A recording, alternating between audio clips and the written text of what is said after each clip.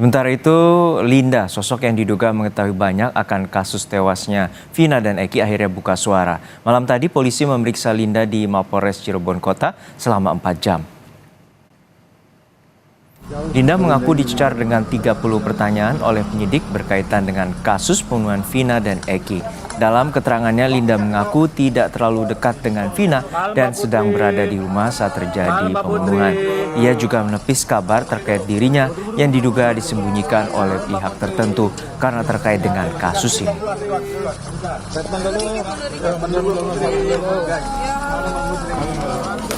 Nggak kenal sama sekali. Linda ada di TKP, Mbak, katanya. Itu kan dari film, kalian bisa menggiring opini seperti itu kan, gitu. Jadi dia nggak tahu sama sekali. Tidak tahu sama sekali. Dari 8 terpidana sekaligus Peggy, kenal nggak secara pribadi?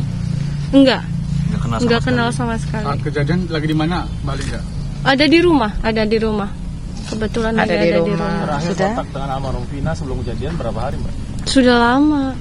Ada sebulan? Sebelum kejadian Sudah lama banget.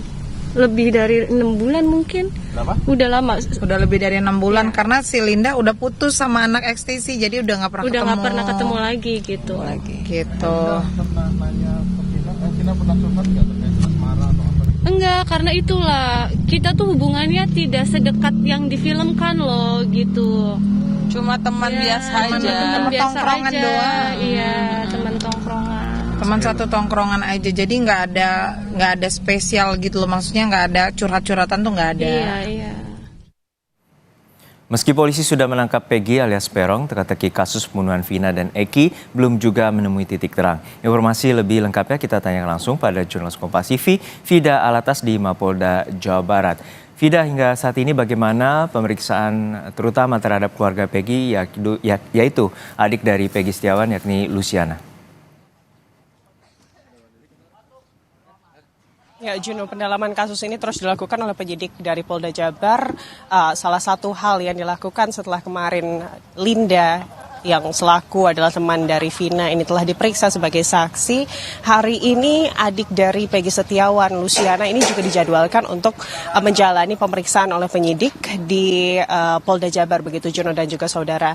Namun memang tadi kami seluruh awak media ini juga telah menunggu kedatangan dari adik dari Peggy Setiawan, tersangka kasus pembunuhan dan juga dugaan ruda paksa dari Vina. Tapi informasi yang kami dapatkan dari kuasa hukum Peggy Setiawan bahwa hari ini adik dari Peggy Setiawan ini akan dilakukan pemeriksaan di Polres Cirebon. Dan kalau kami juga sempat mencoba menanyakan kepada kemudian pihak penyidik terkait apa yang kemudian menjadi fokus pemeriksaan dari adik dari Peggy Setiawan dalam kasus ini, memang belum banyak hal yang bisa diberikan oleh penyidik, belum ada respon yang diberikan, begitu Juno dan juga saudara. Kami juga mendapatkan informasi bahwa Dirkrim Polda Jabar saat ini tidak berada di Polda Jabar, tapi tengah berada di kota Cirebon.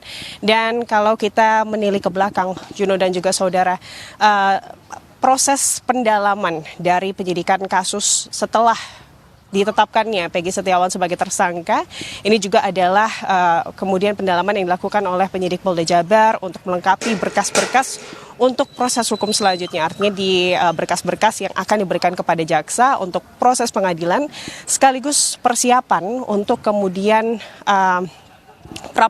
pra-peradilan yang ini juga akan dilakukan oleh pihak Peggy Setiawan. Kami kemudian juga menghubungi dari kuasa hukum Peggy Setiawan yang menyebut bahwa pihaknya ini akan mengajukan pra-peradilan terkait ditetapkannya kliennya atau Peggy Setiawan ini sebagai tersangka dalam kasus pembunuhan Vina yang menurut kuasa hukum ini ada kesalahan dalam penetapan Peggy Setiawan sebagai tersangka.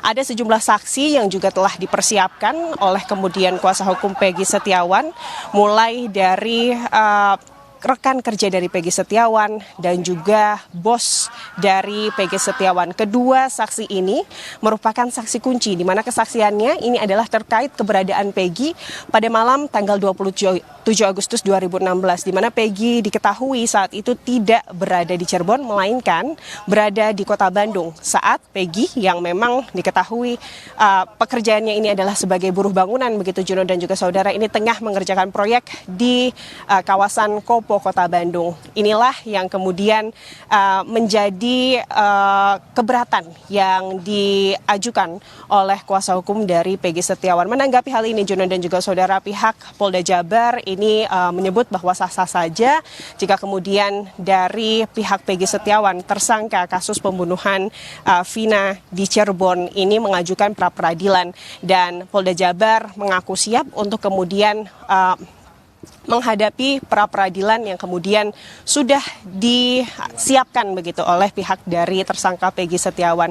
Tapi kalau kita menilik lagi, Juno dan juga saudara, sebetulnya ada banyak sekali sorotan, tidak hanya sorotan yang diperhatikan oleh publik, bahkan Kompolnas juga, Juno dan juga saudara, ini juga sempat menyorot terkait pernyataan Polda Jabar pada saat konferensi pers dalam penetapan tersangka Peggy Setiawan, di mana pihak Ditreskrimum Polda Jabar atau penyidik ini menyebut bahwa sebetulnya selama ini DPO yang terlibat dalam kasus pembunuhan Vina ini hanya 1 orang, sementara 2 DPO lainnya ini adalah DPO yang bisa disebut adalah DPO yang fiktif atau berdasarkan keterangan saksi terpidana, paling tidak itulah yang disebut oleh penyidik. Ini yang menjadi sorotan dari Kompolnas juga. Maka informasi yang kami dapatkan juga dari Kompolnas bahwa pihak Kompolnas ini juga akan melakukan klarifikasi begitu ya kepada penyidik Polda Jabar.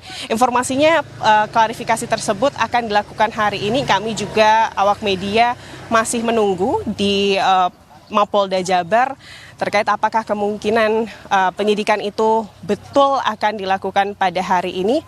Karena memang kalau dari putusan atau pernyataan dari pihak penyidik Polda Jabar terkait hanya ada 1 DPO, dari sebelumnya ada 2 DPO lainnya, ini bisa disebut oleh Kompolnas bahwa ini adalah keputusan yang begitu cepat begitu ya, setelah 8 tahun proses kemudian pencarian DPO, lalu saat kemudian Peggy Setiawan ini berhasil diamankan, ditangkap dan ditetapkan sebagai tersangka, polisi atau pihak penyidik dari Polda Jabar menyebut hanya ada 1 saja keterangan, dan itu kalau dari pernyataan di konferensi pers diputuskan berdasarkan dari ketetapan saksi. Tentunya yang ingin ditanyakan, bukti apa kemudian yang menguatkan keputusan dari penyidik Polda Jabar terkait hanya ada 1 DPO saja selama ini.